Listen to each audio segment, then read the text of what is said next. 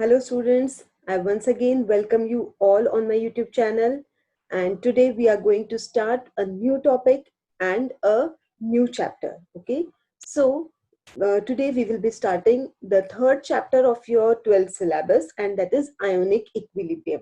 Okay, so before starting the chapter, I would like to tell you that you have learned the basic principles of the ionic equilibrium in class 11 with a chapter named chemical equilibrium. Okay, with the hope that you all know that what is chemical equilibrium, we will proceed forward. But in this video today, since it is the first video on ionic equilibrium, we will take a short recap on what we have studied in class 11, and also we will see about the different basic concepts that we are going to will be needing for this ionic equilibrium. Okay, so in today's topic, in today's video, we will be dealing about the different basic concepts that we will be needing for to study the ionic equilibrium. Okay, so in today's topic, we will cover the what is ionic equilibrium, what is chemical equilibrium, then what are the electrolytes, non-electrolytes, and the types of different electrolytes that we are going to see. Also, we will be seeing about the different concepts of acids and bases given by different scientists. And lastly, the amphoteric nature of water. So we will cover all the basic things that we will be needing to study this chapter thoroughly. And let's start with the today's video then. So these are the contents that we are going to cover in today's video, that is ionic equilibrium, chemical equilibrium, electrolytes and non-electrolytes, type of electrolytes, concepts of acids and bases, and the amphoteric nature of water. Okay, so let's start with the first topic, that is chemical equilibrium. Now, before understanding the chemical equilibrium, we should know what do we mean by equilibrium. Okay, you all must have seen the balance while in the grocery shop or in the fruit shop. Yes, जिसको हम तराजू कहते हैं.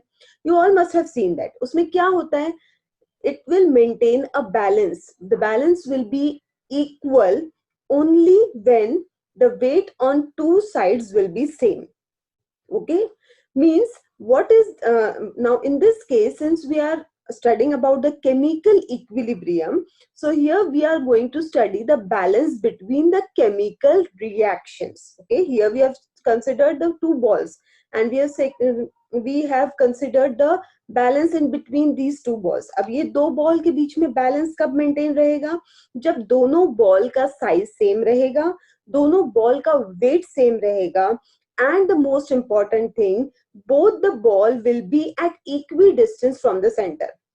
दोनों का जो distance है centre में से वो भी जब इक्वल पोजीशन पे होगा, तभी ये दोनों इक्विलिब्रियम पोजीशन पे होंगे. Okay, so equilibrium means a balance between the two ends. Okay, अब यहाँ पर जब हम बात करेंगे केमिकल इक्विलिब्रियम में, we have to study about the chemical reactions.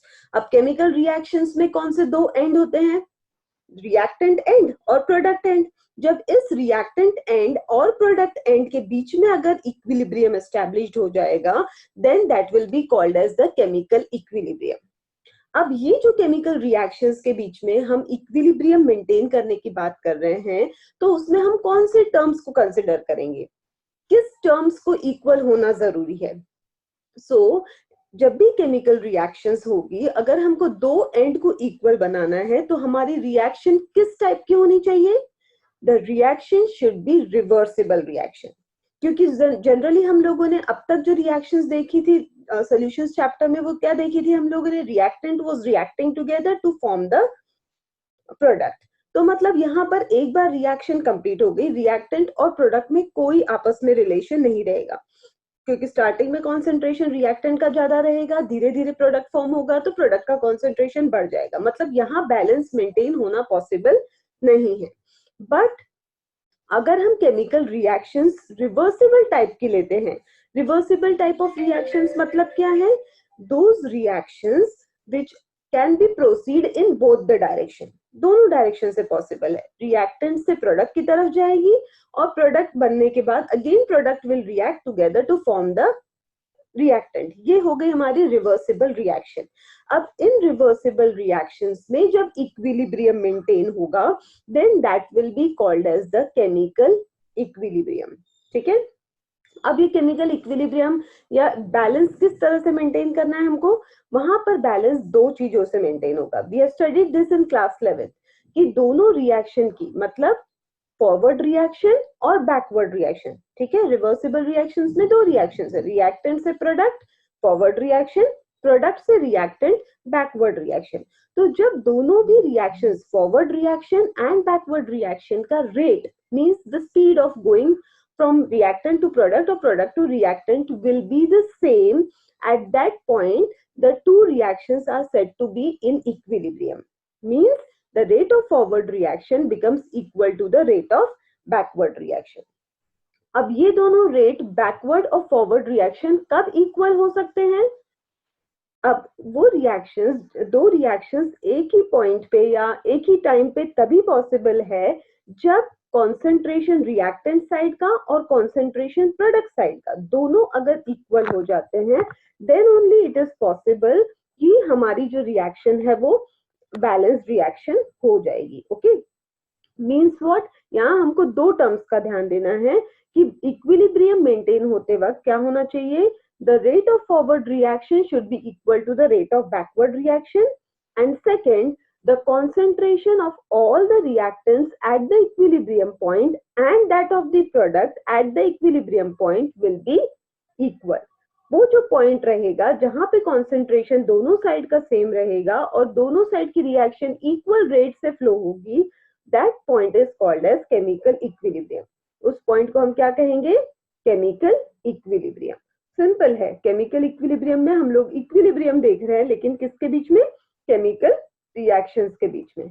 तो हम इसको डिफाइन, अब एक सिंपल एग्जांपल देख लेते हैं। यहाँ पर सपोज मैंने एक कंटेनर लिया है and in that container I have taken water, इस वाटर में मैंने रेजिन सोक किया है।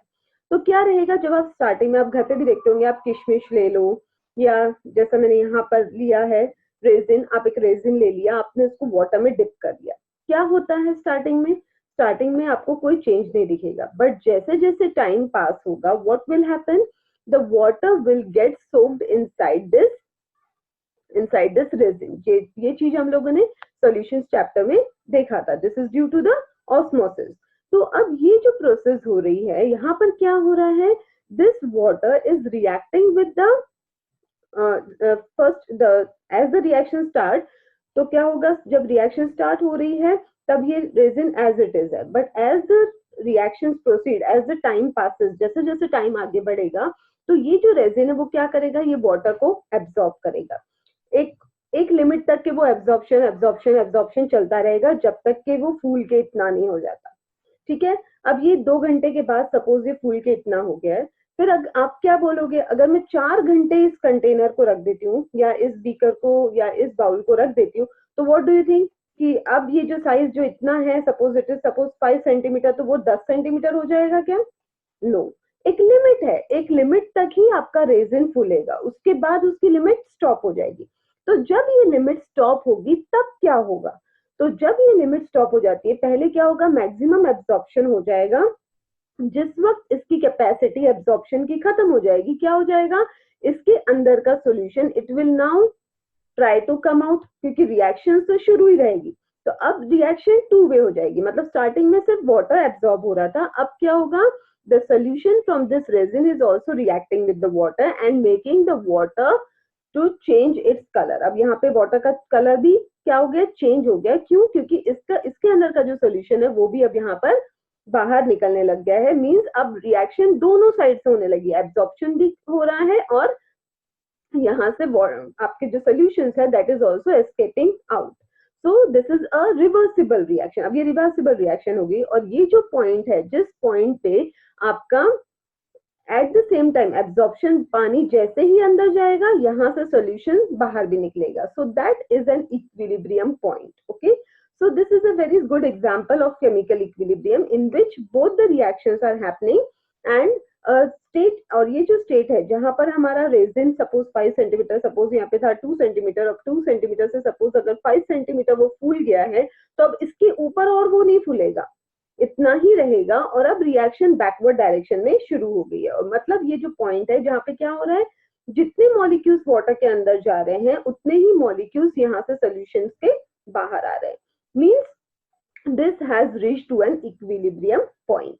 तो इसे हम क्या कहेंगे, chemical equilibrium. Okay, so this is known as chemical equilibrium. Now let us see the definition. इसको हम define कैसे करेंगे? So the chemical equilibrium is a stage in a reversible reaction. ये important है. This is a stage in a reversible reaction. इसको हम थोड़ा सा highlight कर देते हैं. So this is the stage in a reversible reaction. अब इस reversible reaction में वो stage है जब when the concentration, जहां पर when the concentration of the molecules on reactant side and product side do not vary and the reaction attains an equilibrium. Okay, so ये वो stage है जहां पर क्या हो जाएगा, आपका concentration reactant side और product side का same हो जाएगा. That point is called as an equilibrium, and since it is for the reversible reaction, it will be known as the chemical equilibrium. Okay, now here H2 plus I2 examples we are seeing. H2 plus I2 giving you twice HI. तो यहाँ पर क्या हो रहा है, hydrogen gas and the iodine gas, they are reacting together to form the twice HI. Twice HI का मतलब क्या हो गया, हाइड्रोजन आयोडाइड के दो मॉलिक्यूल बन गया. अब after the preparation of two molecules of HI, now they will start reacting among each other and they will again get converted into hydrogen gas and iodine gas, and this is a simple example of reversible reaction. One more example is there, when acetic acid is reacted with water, it gets converted into acetate ion and hydronium ion. These two will again react together to form again the acetic acid plus the water. So this is a chemical equilibrium. Simple था, आपको सिर्फ क्या याद रखना है chemical equilibrium में, that the rate of forward reaction is equal to the rate of backward reaction. This is what the chemical equilibrium says. Now similar way we can define ionic equilibrium. सिर्फ यहाँ chemical की जगह अब क्या है हमारा ionic equilibrium. तो क्या होगा उसका मीनिंग, ionic equilibrium मतलब एक ऐसी रिएक्शन जिसमें हम इक्विलिब्रियम किस पॉइंट पर देखेंगे कि जहां पर हमारे जो मॉलिक्यूल्स है वो आयंस में कन्वर्ट हो गए, मतलब कितने मॉलिक्यूल्स आयंस में कन्वर्ट हुए और जो नहीं हुए, इन दोनों के बीच में के बैलेंस को हम क्या बोलेंगे, ionic equilibrium. Okay, so the equilibrium between the ions and the unionised molecules, क्योंकि स्टार्टिंग में हम जब भी कोई रिएक्शन करते हैं तब क्या रहेगा, मॉलिक्यूल रहेगा, मॉलिक्यूल रिएक्ट होगा या डिसोसिएट होगा और डिसोसिएट होके वो अपने आयंस में कन्वर्ट हो जाएगा. ठीक है, पूरे आयंस में अगर कन्वर्ट हो जाता है तो that will B not a reversible reaction. लेकिन अगर वो कुछ ही आयंस में, जैसे कि हमने अभी पीछे एक एग्जांपल में देखा था, यहाँ पर क्या हो रहा है, these are getting converted into the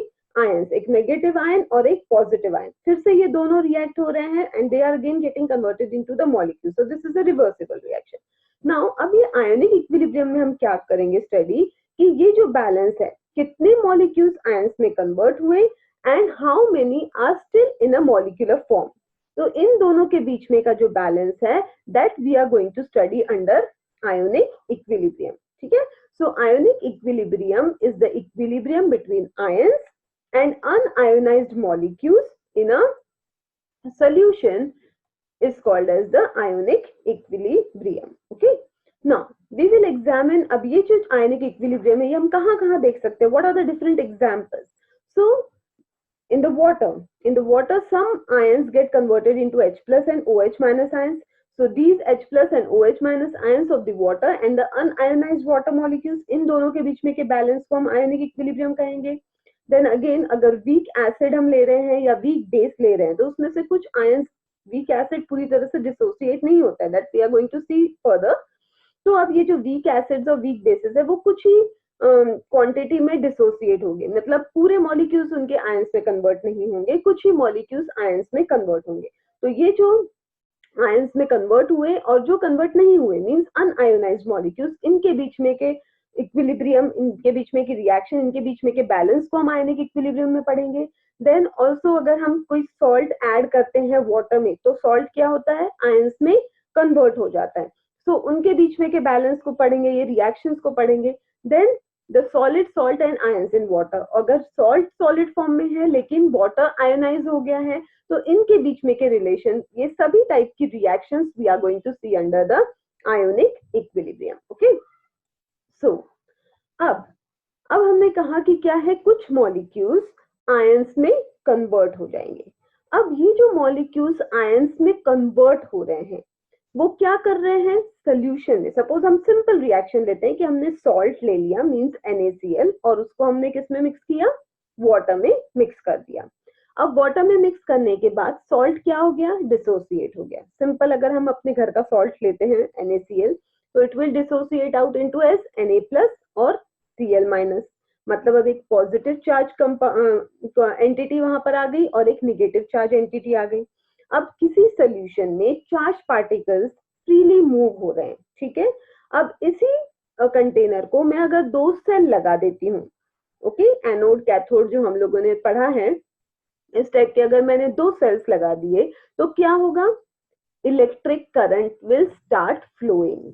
अब ये इलेक्ट्रिक करंट कैसे फ्लो होता है, what is the definition of electricity या what is the definition of the current, the current flows with the help of the electrons. Okay, so electrons are the charged particles. These electrons carry the current from one end to the other end, from cathode to anode, from anode to cathode. ये जो आपका flow of electricity है, this is all due to the flow of electrons, and electrons are nothing but the charged particles. तो अब अगर solution में charge particles आ जाएंगे तो this solution will be able to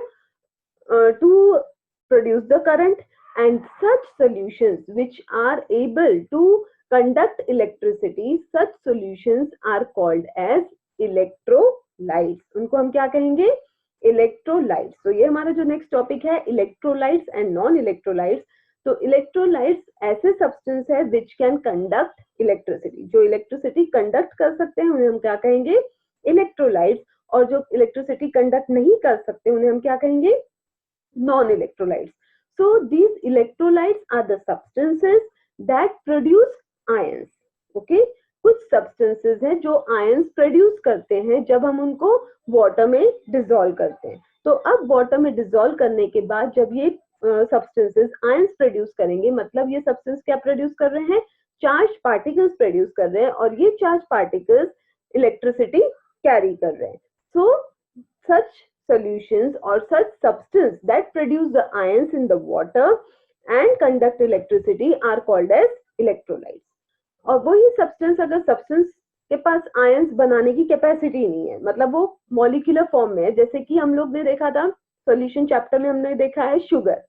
sugar को जब हम वाटर में मिक्स करते हैं तो वो आयंस में डिसोसिएट नहीं होता है. ओके, वो क्या रहता है, वो अपने मॉलिक्यूलर फॉर्म में ही रहता है. सिर्फ उससे क्या हो जाते हैं, वाटर मॉलिक्यूल आके उसके साथ अटैच होके एक बॉन्डिंग उसके साथ बना लेते हैं, और वो बॉन्डिंग के वजह से वहां पे हमारा जो सोल्यूशन है वो क्या हो जाता है, स्वीट टेस्ट करने लगता है. मतलब ग्लूकोज की जो क्वालिटीज है वो उस वाटर को मिल जाती है.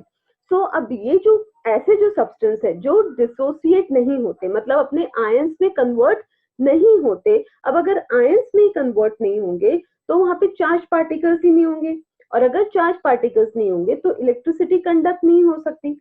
And such substances which do not produce ions when dissolved in water cannot produce electricity, cannot conduct electricity. No, I should not say produce, cannot conduct electricity, and such substances are called as non-electrolytes. ऐसे substances को हम क्या कहेंगे, non-electrolyte. So we can define non-electrolyte as the substance that do not produce ions when dissolved in water and therefore do not conduct electricity is called a non-electrolyte. इतना समझ में आ गया, electrolyte क्या है और नॉन इलेक्ट्रोलाइट क्या है. Electrolytes हम लोगों ने ये वर्ड सॉल्यूशंस में भी देखा था, तब हमने एक शॉर्ट में देखा था. अब हम उसको थोड़ा सा और डिटेल में पढ़ रहे हैं कि इलेक्ट्रोलाइट्स होते क्या हैं. ठीक है, तो सिंपल याद रखना है आपको, electrolytes are the substances that can conduct electricity, whereas the non-electrolytes are the substances that do not conduct electricity, और इलेक्ट्रिसिटी तभी कंडक्ट होगी जब चार्ज पार्टिकल्स प्रेजेंट होंगे, और चार्ज पार्टिकल्स प्रेजेंट होने के लिए सब्सटेंस को आयोनाइज होना जरूरी है, मतलब उनका आयन फॉर्मेशन होना चाहिए.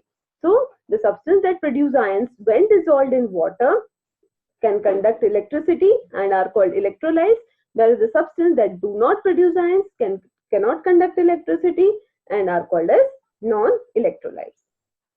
अब ये जो इलेक्ट्रोलाइट्स हैं, ठीक है, अब इन इलेक्ट्रोलाइट्स के भी दूसरे टाइप्स होते हैं, जैसे कि these electrolytes can be classified into two types, strong electrolyte and weak electrolyte. Strong electrolyte, weak electrolyte. अब हम ये वर्ड स्ट्रॉन्ग वीक कब यूज करते हैं? स्ट्रॉन्ग और वीक कब यूज करते हैं? जहां पर हम ज्यादा और कम को कंपेयर करते हैं. ओके, सो यहाँ पर भी क्या हो रहा है, स्ट्रॉन्ग इलेक्ट्रोलाइट मतलब ज्यादा conduction of electricity, weak electrolyte मतलब कम conduction of electricity. So strong electrolytes are the substance that conduct more electricity as compared to the weak electrolyte. अब ये मोर क्यों कंडक्ट कर रहे हैं इलेक्ट्रिसिटी, और वीक इलेक्ट्रोलाइट्स क्या है जो कि कम कंडक्ट कर रहे हैं? अब हम लोगों ने देख लिया बेसिक कि इलेक्ट्रिसिटी कब कंडक्ट होगी, जब फ्लो ऑफ आयंस होंगे, मतलब फॉर्मेशन ऑफ आयंस हमारे लिए ज्यादा इंपॉर्टेंट है. अब जितने ज्यादा आयंस उतने ही कंडक्शन ऑफ इलेक्ट्रिसिटी ज्यादा, तो जितने आयंस ज्यादा उतना ज्यादा conduction of electricity and the substance will be a strong electrolyte. और वही अगर किसी और सब्सटेंस में कुछ ही आयंस प्रोड्यूस हो रहे हैं तो वो less amount of electricity conduct करेंगे, and therefore such substances will be called as the weak electrolyte.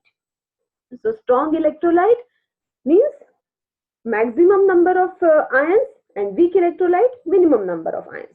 अब मैक्सिमम भी मतलब क्या है कि these strong electrolytes are completely ionized, मतलब अगर हमें 5 molecules NaCl के सपोज अगर डाले हैं वाटर में, तो अब मेरे पास क्या हो जाएगा, मैं 5 molecules अगर ऐड कर रही हूँ NaCl के वाटर में, तो मेरे वाटर में जाने के बाद they are getting ionized into Na plus and Cl minus. कितने Na प्लस और कितने Cl minus?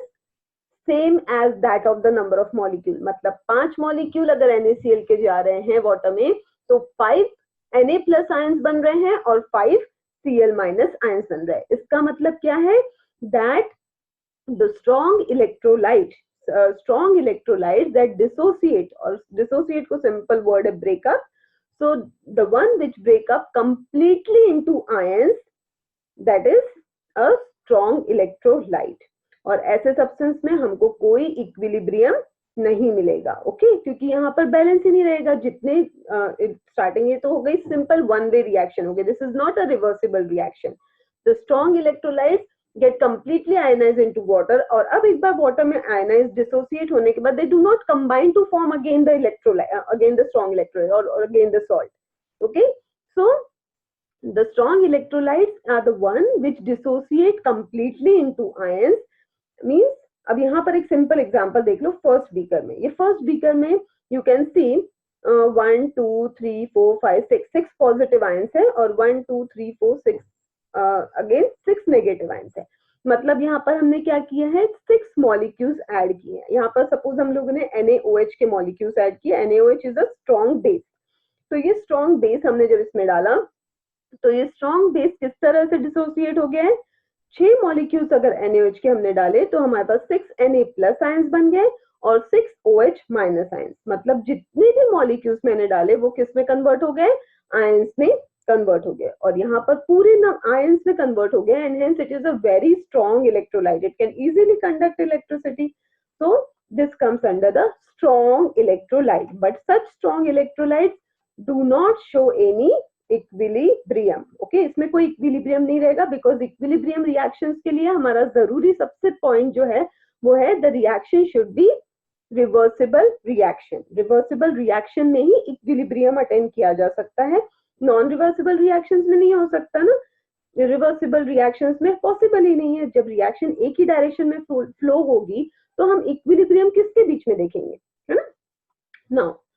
Now next is weak electrolyte. Weak electrolyte means the one which do not dissociate completely or which dissociates very little amount और I should say partially, मतलब कुछ ही molecules. Suppose मैंने अगर 5 molecules यहाँ डाल दिए हैं किसी इलेक्ट्रोलाइट के, और वीक एसिड और वीक बेस के, या कोई भी इलेक्ट्रोलाइट के अगर मैं डाल रही हूँ जो कि वीक है, तो उसमें से 5 मॉलिक्यूल्स में से सिर्फ 2 ही आयनाइज हो गए या 3 ही आयनाइज हो गए, इनको हम क्या कहेंगे, वीक इलेक्ट्रोलाइट। मतलब अब यहाँ पे जो सेकेंड बीकर है, you can see in this second beaker, यहाँ पे 1 2 3 4 ये 4 मॉलिक्यूल्स दिख रहे हैं और साथ में 2 पॉजिटिव और 2 निगेटिव आयंस दिख रहे हैं। मतलब हमने इसमें भी 6 मॉलिक्यूल्स ऐड किए। किसके ऐड किए? Ammonium hydroxide which is a weak base.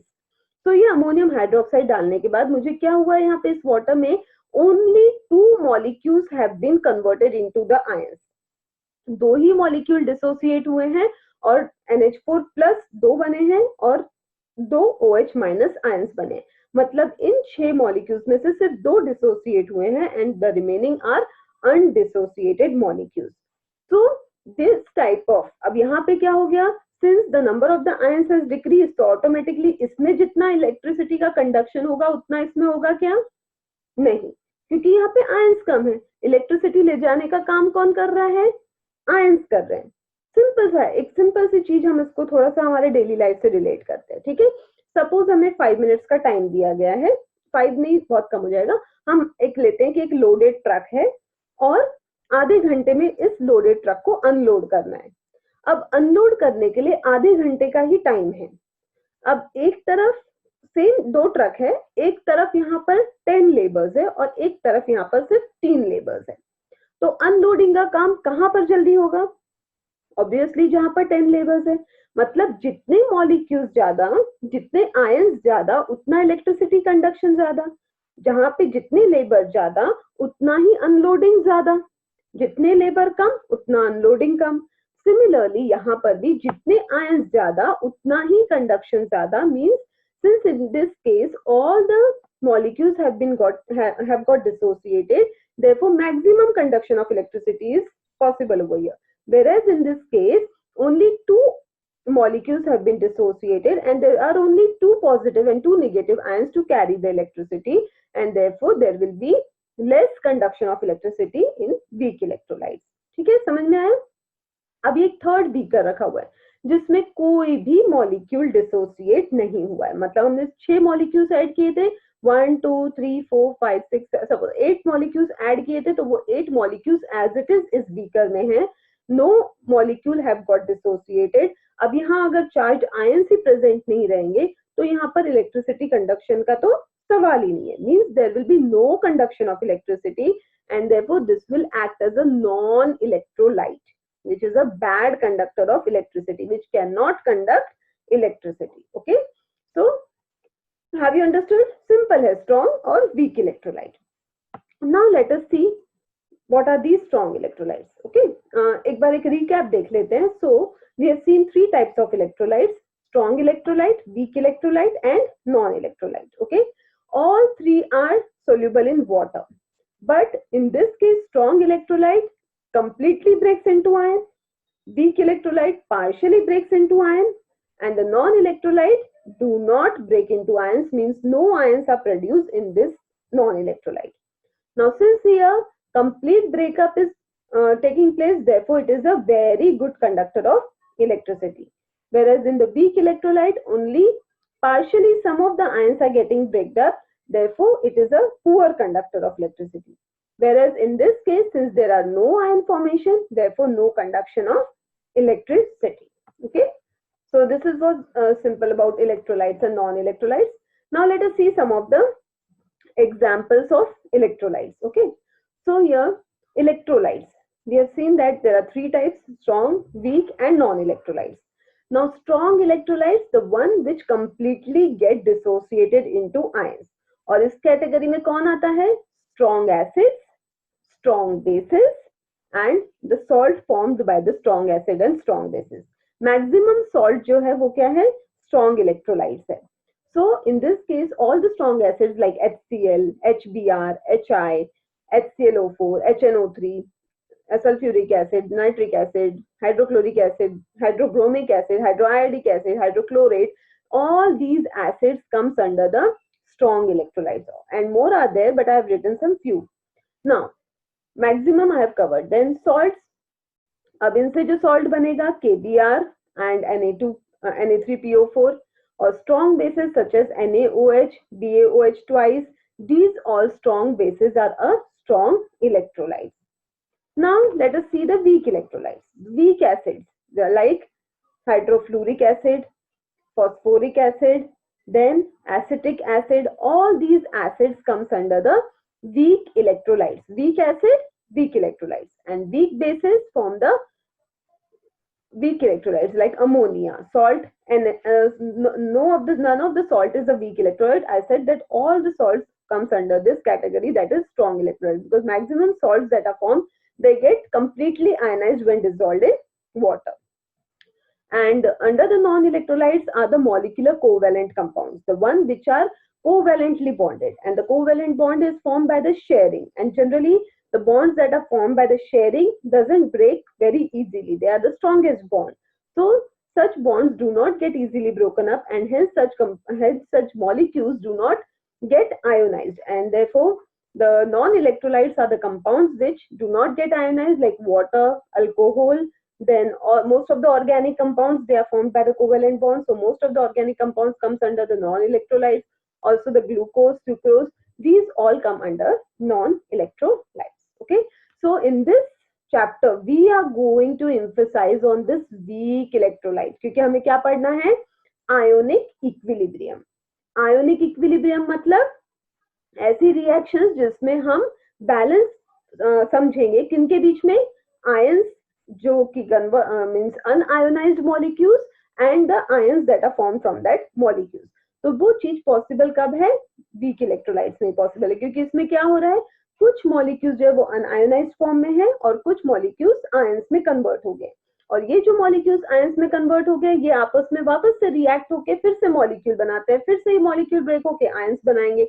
Means it is a reversible reaction, और इस रिवर्सिबल रिएक्शन के बीच में के बैलेंस को हम स्टडी करेंगे under the ionic equilibrium. So we are going to emphasize on this weak electrolytes. Okay.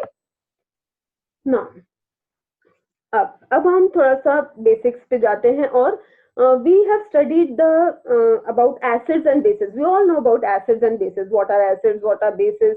And we have studied many definitions in the lower classes. Okay. सबसे पहले तो बहुत छोटे होंगे आप, तो आपको एसिड पढ़ाया जाता है कि it is sour in taste, the pH is less than 7. Okay. Then also it is a corrosive. So these all acid definitions are there in your mind. और कुछ डेफिनेशंस आप लोगों ने थोड़े हायर क्लासेस में पढ़ी होगी, जैसे कि आपने अरेनियस थ्योरी पढ़ी होगी, Arrhenius theory, Lowry Bronsted theory, Lewis theory. So all these theories have given the different concepts about the acids and bases. Okay, so let us see each one of them. So first, acid base definition given by Arrhenius. This is an Arrhenius scientist, and he had given the concepts about the acid and bases. And according to him, acid is a substance which gives H plus ions in water. एक acid हम उसी substance को बोलेंगे जिनके पास H plus ions होते हैं, और जब हम उन acids को water में mix करेंगे तो ये अपने H plus ions water में it gets dissociated into H plus, और जो भी दूसरा आयन नेगेटिव आयन होगा जिससे कंबाइन होके वो एसिड बना है वो उसमें डिसोसिएट होंगे. मतलब सबसे बेसिक कंडीशन अरेनियस की क्या थी एसिड के लिए, कि एसिड में H प्लस आयंस होने चाहिए. जब वो वाटर में हम उनको डिसॉल्व करते हैं तो it should give its H plus ions to the water. So acid is a substance which gives H plus ions in the water and forms the H3O plus. ठीक है. एंड बेस कौन सा substance है जिसमें hydroxide hydroxide ions है, मतलब OH minus ions है.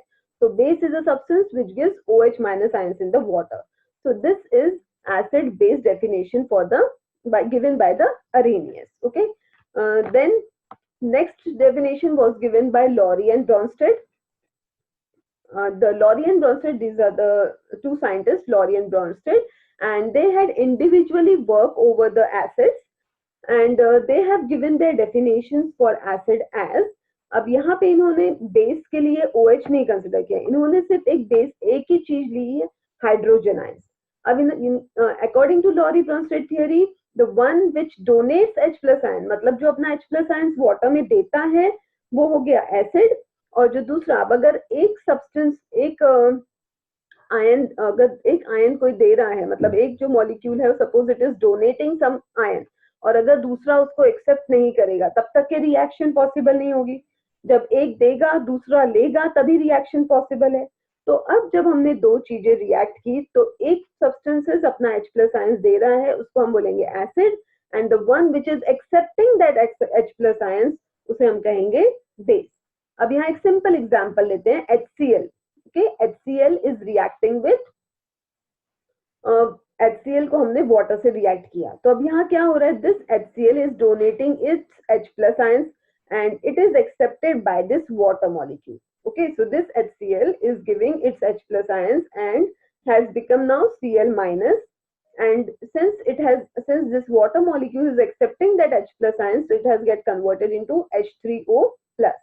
So the reaction HCl plus H2O giving H3O plus plus Cl minus.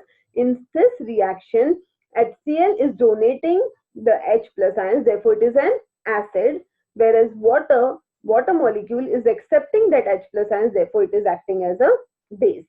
And since in this case water है, एक water जो है, now in this case water is accepting the proton and acting as a base, but कुछ ऐसी reactions है जिसमें water is donating its H plus ions and acting as an acid.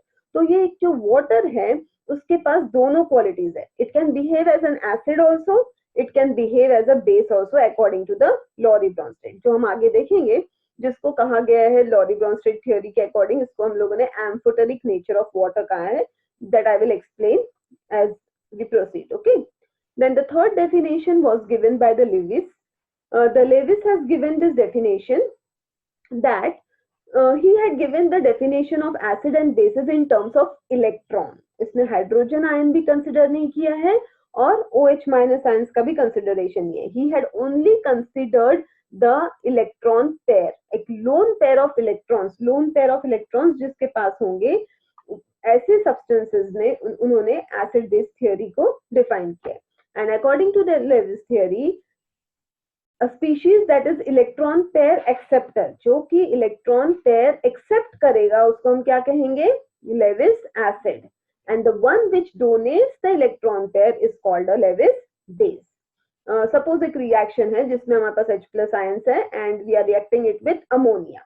So now since this nitrogen have a lone pair of electron, lone is having one lone pair of electron, so this lone pair is donated by the nitrogen to the hydrogen. Now since this nitrogen is donating the electron pair, so this molecule NH3 is acting as a Lewis base, and here the H plus ions is accepting that electron pair, therefore it is acting as a Lewis acid. And this bond, a bond is formed between hydrogen and ammonium to form NH4 plus ion, and this bond which is formed by the donation of lone pair of electron is called as the coordinate bond. So a coordinate bond is formed between this, and this is a example of Lewis acid base. Now let us see one more example. Now in this case BF3 is reacting with NH3 to form the molecule BF3NH3. Now suppose let us consider that this is A molecule and this is B molecule.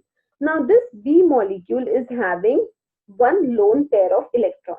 Now this lone pair of electron is donated, the nitrogen donates its lone pair to the boron and form a bond between boron and a nitrogen.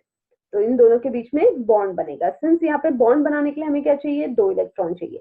अब ये जो दो electron है, ये दोनों electron nitrogen अकेला ही donate कर रहा है. सो there is a bond formation between nitrogen and boron, and such type of bond is called as coordinate bond. तो अब ये जो कोऑर्डिनेट बॉन्ड की वजह से हमारा ये मॉलिक्यूल रेडी हो गया. अब इस केस में since this is donating the loan electron pair, therefore it is a Lewis base, and the one which is accepting, यहाँ बोरॉन एक्सेप्ट कर रहा है electrons and forming a bond, so since it is accepting the electron pair, it will be called as the Lewis acid. Okay, this is all acid and bases theory you have learnt in the lower classes, but we will be needing this in ionic equilibrium because we have to study about the weak acids and the weak bases. Okay, so you should be clear which is the acid, which is base. You should be able to distinguish between the two whenever you see any molecule. So for that reason we are studying this once again. Okay, now So, according to these three theories, first is acid Arrhenius theory, which says that acid are the substances that contain hydrogen and bases are the substances that contain hydroxyl group, means OH group. Example of are HCl and NaOH. Then Lorry-Bronsted theory says that acid is a proton donor, whereas base is a proton acceptor. Example, ammonia and water. Then according to the Lewis theory, acids are the electron pair. Now in this case, acids are the electron pair. So here we are not considering H plus and OH minus, but we are considering the definitions of acids and bases in terms of electron pair. So acids are electron pair acceptor and base is the electron pair donor. Example, BF3 and NH3. Okay. So is it clear? Now the last is the amphoteric nature of water. As I said during the Lorry-Bronsted theory, water has a quality to behave as an acid as well as a base. क्यों ऐसा बोला हमने? क्योंकि according to the Lorry-Bronsted theory हमने अभी देखा कि जो प्रोटॉन डोनेट करता है that is an acid और जो प्रोटॉन एक्सेप्ट करता है that is a base. अब ये जो वाटर है इसके पास क्वालिटी है, ये डिपेंड करता है कि किस मॉलिक्यूल के साथ रिएक्ट कर रहा है. इट कैन आइदर डोनेट और it can accept the H plus ion. एक सिंपल सा एग्जांपल देख लेते हैं. टू वाटर मॉलिक्यूल्स, अगर दो वाटर मॉलिक्यूल्स आपस में रिएक्ट हो रहे हैं, मींस दो वाटर मॉलिक्यूल्स आपस में अगर रिएक्शन हम देखते हैं तो क्या होगा यहाँ पे? This water molecule is donating is H plus ions which is accepted by the other water molecule to form the hydronium ion and the OH minus ions. ये इस टाइप की रिएक्शन हो जाएगी.